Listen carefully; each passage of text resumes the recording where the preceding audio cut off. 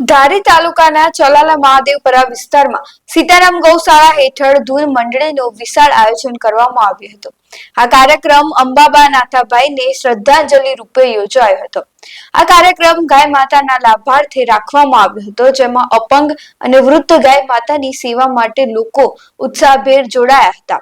સ્થળ પર ધારાસભ્ય જેઠાભાઈ કાકડિયા, મહાવીર બાપુ, જયરાજભાઈ, અશોકભાઈ, પ્રકાશભાઈ સહિત અનેક આગેવાનો ઉપસ્થિત રહ્યા હતા. ધૂન દરમિયાન ભક્તિભાવથી છલકાતા શહેરજનો દ્વારા પૈસાનો વરસાદ વરસાવવામાં આવ્યો. આ મળેલી રકમ ગૌસેવા માટે ઉપયોગમાં લેવામાં આવશે. પણ અમારી જે ગૌશાળામાં સેવા થાય છે, એકદમ બીમાર અબોલ ગાયોની સેવા થાય છે. અને આ ગૌશાળાની અંદર મારા અંદાજ પ્રમાણે આપણા ભારતની અંદર અત્યારે 2 જ ગાયો, એક કામધેનુ ગાયમાં, એટલે કે આપણા રત્નો જેને કહેવાય અમૂલ, એવી 2 જગ્યાએ ગાય છે, બીજે ક્યાંય ગાય છે નહીં.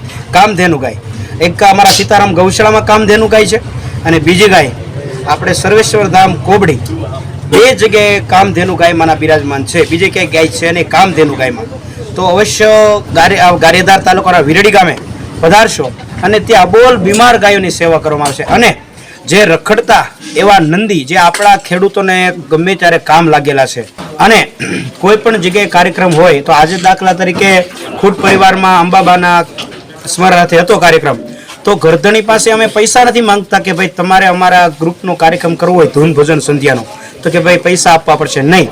કે પછી કે અમારા કલાકાર હોય, સાજિંદા મિત્રો હોય, ગાડી હોય, તો એને 1 રૂપિયો ગરધણી પાસેથી માગવામાં આવતો નથી.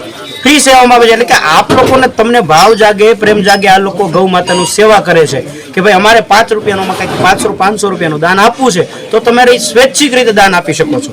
એવી રીતે આ અમારો કાર્યક્રમ ચાલે છે. કોઈ પણ જગ્યાએ પૈસાથી કાર્યક્રમ કરતા નથી. તો બસ આટલું જ છે. જય શ્રી કૃષ્ણ, જય સિયારામ, હર હર મહાદેવ, જય ગૌ માતા.